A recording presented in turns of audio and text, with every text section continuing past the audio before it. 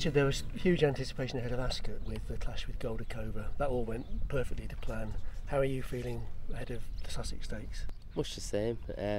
Got that job done, and now it's roll on Goodwood, but just hope the horses are healthy. Both horses on the day, so it's a true run race like it was in Ascot.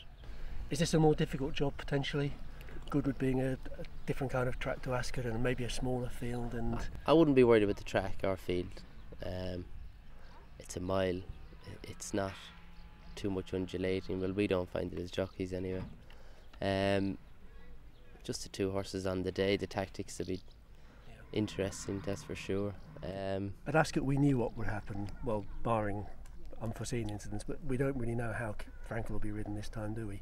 I wouldn't anticipate he'd be ridden quite as aggressively as... No, probably not, but at the same time I'd say he could jump to make it, or he either misses the kick and drops in. It'd be one of the two. How versatile are you? Either way, it doesn't bother me.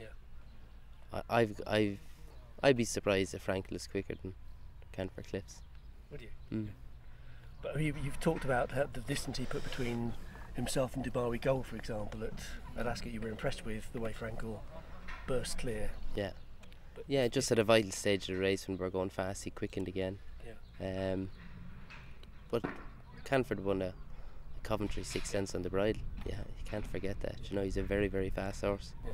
And I think you've said, and Richard said, best horse that you've ever had here. Yeah. Canford. Yeah, I felt if he'd have ran the July Cup, he'd have took that as well.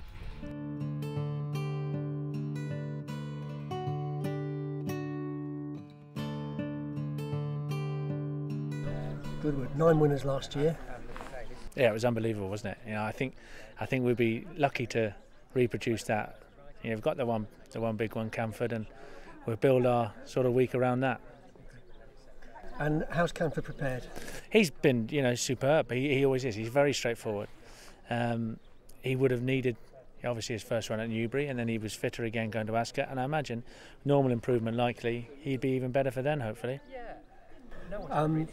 Different sort of race on Wednesday, the Sussex Stakes to the Queen Anne. It's going to be field round a bend. It concerns me that it's going to be a small field. But I was saying to someone earlier on, hopefully they'll go hard and fast and it'll be a fair race. I just hope that whoever wins can say, that they won fair and square. I'd hate to think someone, the race wasn't run to suit and all that. I just think whoever wins is the best horse, and hopefully we'll get to see them scrap it out. Husey says that Canford's pretty versatile nowadays. He is. You could ride him either way, really. Yeah, he settles very well now. If Frankel goes off like he has done in his last couple of races, we'll get a lovely lead off him. Hopefully not right to the finishing line, because although that's quite likely.